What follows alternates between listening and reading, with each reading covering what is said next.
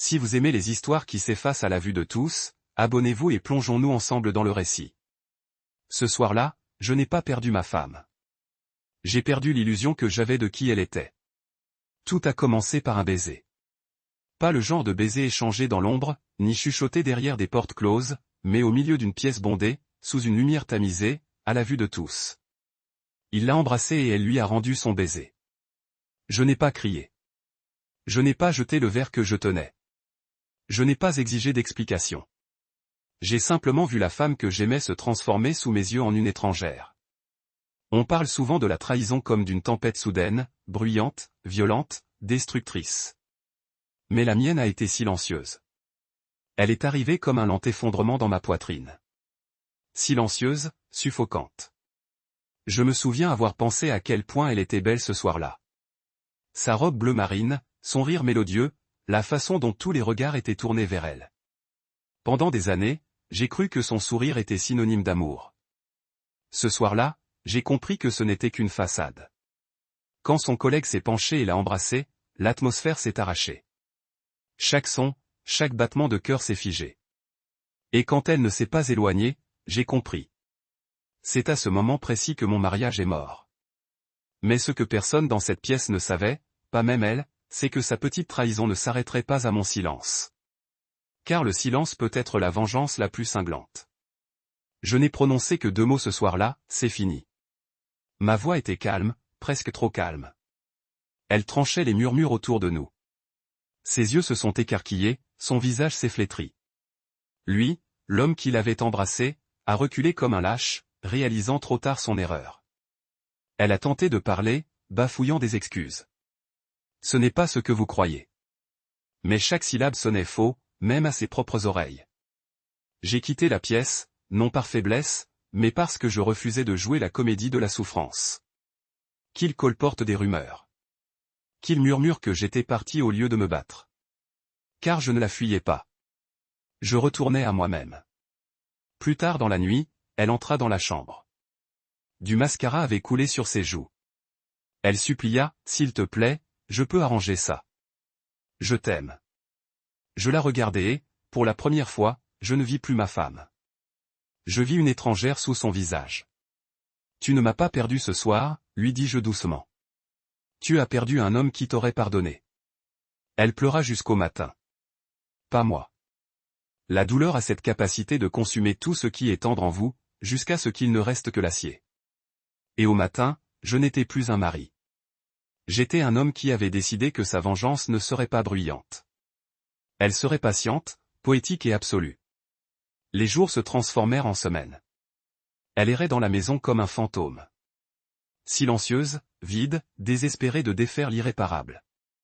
Je ne criais pas, je ne la blâmais pas. J'existais simplement à ses côtés, froid et inaccessible. Le monde autour de nous commença à murmurer.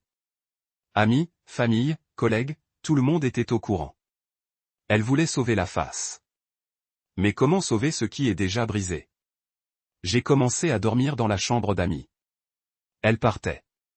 Le petit déjeuner restait intact près de la porte.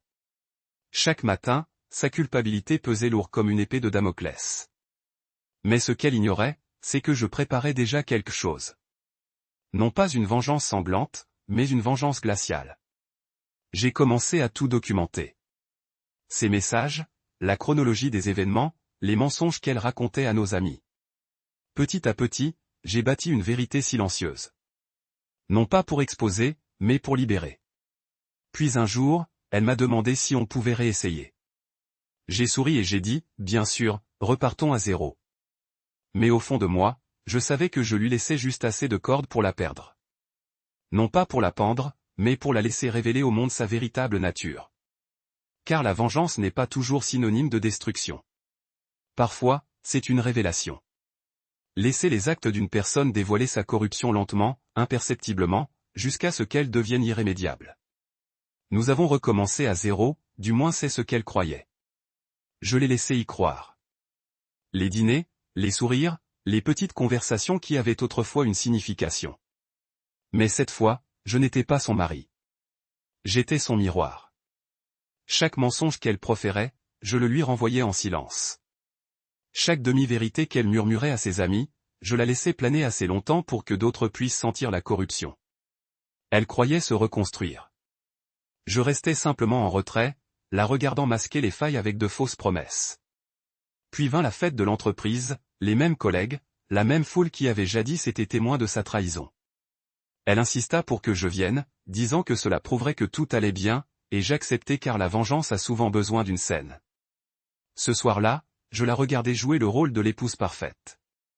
Elle riait trop fort, me touchait le bras trop souvent, souriait comme si le pardon avait effacé le passé. Mais je n'eus rien à faire. La vérité finit toujours par éclater. Quand son téléphone vibra et que le nom de cet homme apparut à l'écran, les personnes présentes le virent avant elle. Un silence pesant s'installa autour de la table. Les regards se scrutèrent. Ces mêmes yeux qui m'avaient jadis dédaigné se tournèrent maintenant vers elle, froids, critiques, impitoyables.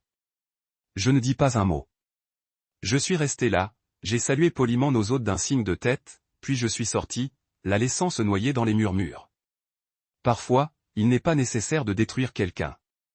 Il suffit de le laisser révéler sa propre ruine. Après cette nuit-là, son monde a commencé à se décomposer silencieusement, complètement.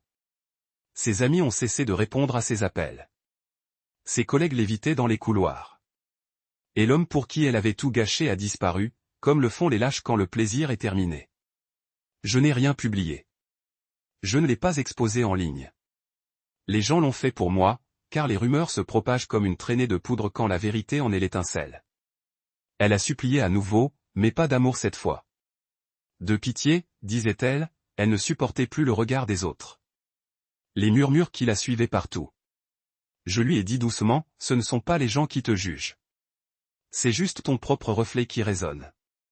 J'ai entamé la procédure de divorce peu après. Sans cri, sans dispute, juste des signatures. Soigneusement, délibérément, définitivement.